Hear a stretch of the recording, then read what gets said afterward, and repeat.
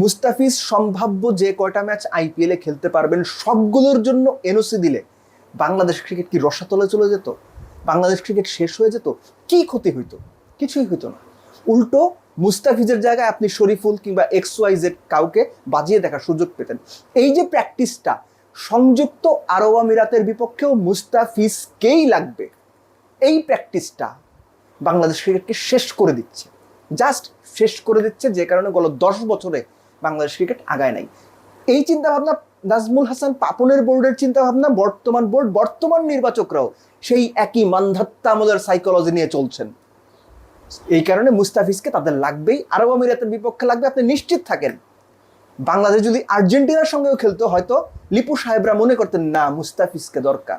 ওনাদের cricket psychology Bangladesh ক্রিকেটকে দিনে দিন আরও ডোবাবে।